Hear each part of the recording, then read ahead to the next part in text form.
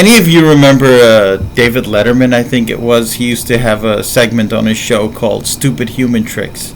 We're certainly seeing a lot of them these days. So, let me talk about a pair or a cluster of stupid human tricks I saw the other day. So, me and my student Tommy, we got done with the workout, and he's like, "I'm going shopping. Do you need to tag along?" I'm like, "Yeah, why not?" He goes, "I also need to stop by my office," and he's turning the keys over to a new business, right? He's buying a business he used to contract for, and it's probably going to be an exciting, trying, and mentally taxing period of his life he's going into. And I was like, hell yeah, man, I hear you talking about this place and this transition. Let's go check it out. So, we stopped at Aldi's, and my buddy Christian was there. He's one of my Masonic brothers, right? He's doing real good. He's really working on his weight, and he keeps saying, I keep saying, hey, if you want to work out with me, do some martial arts, definitely, I'll help you out. He's like, he actually wants to get in better shape first, because he started off extremely heavy, and he's working his way down, steadily making progress. So after that, Tommy's like, let's go check out the office. And he's on the phone with his wife. Hun, do you need this? Do you need that? While we're shopping, and she also runs a business, which is a pottery studio in Rocheport, a neighboring town, kind of like an artist community. So we get to the office and we enter the place. And as we're entering the place, one of the two owners of the place, of the business, is walking in. The two owners of the place, I think the guy. He's about 64, he's about my height, kind of short. Looks like he's kept himself together pretty good, short, white hair. And he's about to retire, he's cashing in all his assets, closing the business, and moving to Hawaii. And probably starting another version of it, but, more profitable. And the other owner is a lady, probably in her 70s by the look of her. And, she actually would have kept doing this thing forever, but she just doesn't have the time and energy anymore. So we go up to the office, and there's another kid there who is probably in his late 20s, maybe 30. Young kid, computer guy, got a beard, white guy. And, and then there's a tall guy there. I don't want to call him black, because I look at him, I'm like, he's at least 50% European, whether he acknowledges it or not, right? Yeah, he's got the dreadlocks, but, he's Afro-European, maybe with a little native, but I'm not allowed to say that these days. So, we walk in, Tommy's like, hey, this is Belita, he's my martial arts instructor. I shake hands with tall dude, I shake hands with young dude, I shake hands with older lady, and I've already shaken hands with older guy. And immediately stupid human tricks start, because people behave weird around you when they notice that you do martial arts. So, for example,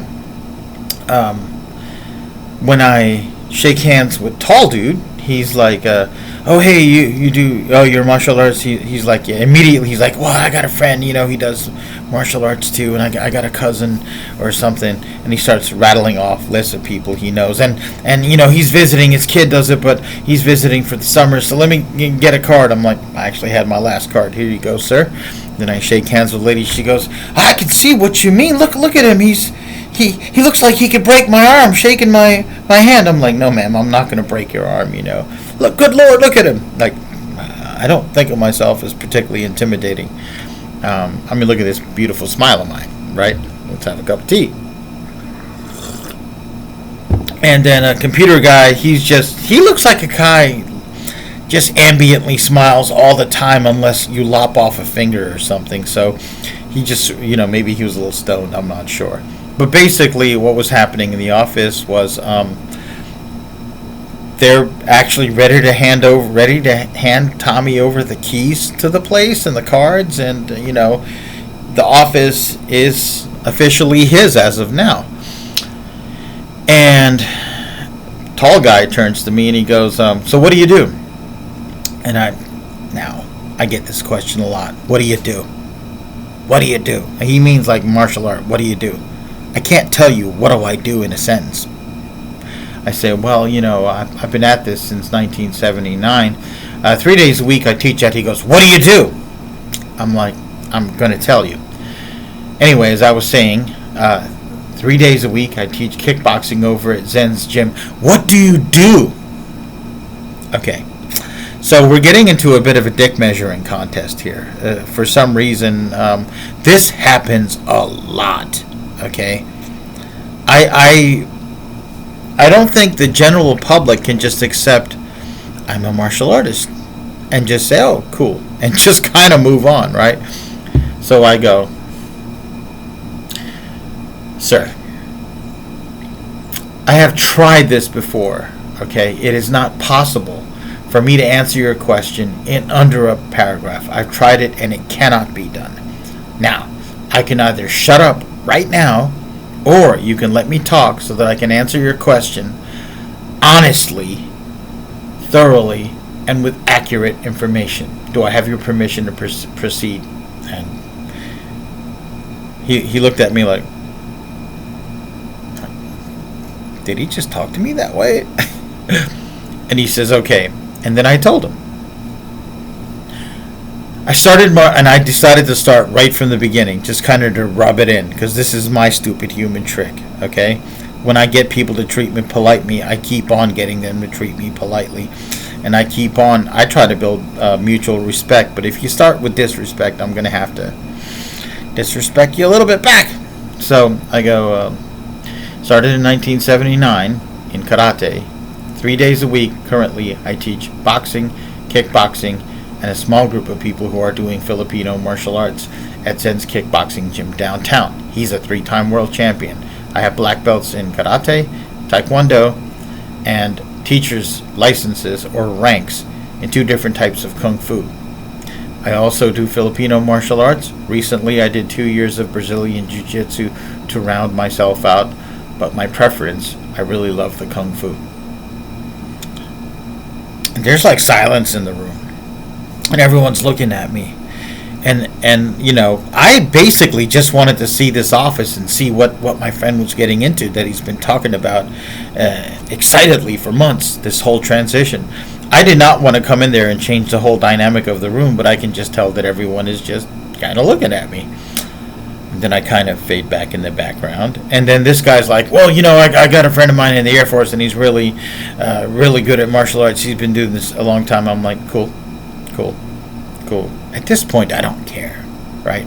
And I regret giving him my card because I'm like, man, I hope he doesn't call me. And I hope his friend doesn't call me, because if they're anything as much of an ass as this guy, I don't want him. Now, I'm not going to turn people down. For example, I can be like, I teach at Zinnies. Why don't you take one of the public classes? Incidentally, my people, we have a development at Zinni's gym where we had one guy that has been teaching a type of mantis kung fu in this town a long time. He's gone from place to place, and he was teaching on Sundays and maybe a little bit Saturdays in the afternoon or something. He's got a hernia, so most of the teaching was done by his son. His son is moving. He's shutting the class down. He says he can't do it anymore. He doesn't have the time. Probably doesn't have the physique to do it anymore. And him and his girlfriend run a Cuban restaurant. And he's not Cuban, as far as I know.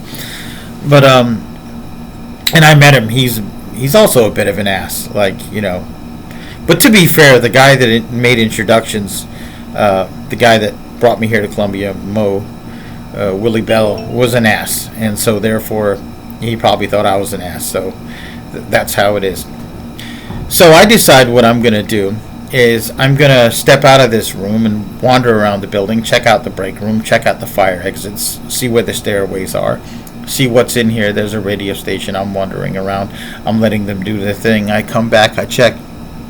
They're still at it. And incidentally, now that the guy is gone on Sundays, I have permission to start my own Filipino martial arts, Chinese martial arts, self-defense, and seminars on Sundays and possibly Fridays and maybe Saturday afternoons, because I'm working on getting a key to the place. And Zinni's cool with it. Anyway, so I poke my head back in there, and they're kind of breaking up. And tall guy's walking out. He says, "Yeah, my friend in the Air Force. He's really good with his hands too, and his kid will probably be calling you at some point." I'm like, "Yeah, cool. Like, I'm like, please go away. Like, please end this conversation." Then I'm like, let me say goodbye to Tommy's compatriots. The two former owners of the place are sitting there, and I go, nice to meet y'all. Have a nice day. And then the older lady, and I should give a little bit more background, because after she said, "I hope he doesn't break my hand. It looks like he could break my hand, shaking my hand, break my arm, shaking my hand." He's like, "Yeah, I've got a nephew of mine that does. He's all into jiu-jitsu, whatever." And I'm like, okay. And this time, as I'm saying goodbye, she goes, "Yeah, that Taekwondo stuff. Like, you see how they immediately go from one art to the other? The Taekwondo stuff. I got a grandson. He just loves that stuff. He won't do anything else. I think it's the silliest sport I ever saw. It makes no sense to me." And she's looking at me like some kind of challenge. And I go, "Well, ma'am, I mean, there's lots of sports that seem silly to me, but they get you, Olympic medals." I'm like, luge. I could never see why anybody would want to luge, but you can get an athletic scholarship and, a gold medal and get in the history books and have eternal glory for a sport that makes no sense to me. There's probably 50 sports that don't make no sense to me, but honestly, ma'am, it doesn't really matter to me. People do what they do. And then she goes, "Well, that's probably a healthy attitude." I'm like, yeah. It was just a weird interaction all around. And you get this a lot in martial arts. There's so few people that react to it like, "Oh, you do martial arts," and, show some polite interest and move on, right? And oftentimes, if it's another man, it's the only sport I know where if someone else does something, it's one of the few things. When I walk into a room and someone says, "I'm a professional golfer," I don't go, "Golf? Yeah, golf probably sucks. I could probably play way better than you. I've watched it on TV. That golf stuff, it ain't nothing." I usually go, "Golf? Okay, well, I don't know much about golf, but I know it's very popular, And I'll try to move the conversation along, and if the person wants to make the conversation about golf, I'll see how I deal with that. I'll either be interested or not interested. A lot of it has to do on whether I'm interested in that person, if they seem like a person I want to keep talking to. You almost always, especially here in Missouri, especially looking like me, which is looking like I'm not waspish or not Germanic, you'll get people that will want to, "Oh, I think I could take you out." I get a lot of that with rednecks. "I think I could take you out." And I'll say something like, "Well, I'm not really into that, sir, but there are some bars around here where I think you could find a guy to take out, but unless you're saying take me out to dinner, that's cool. I like a good steak. You're buying, right?" So, stupid human tricks. If you're not laughing at it, you'll probably be shaking your head and scratching your head and whatnot. So, not the first time, not the last. Y'all have a really good day.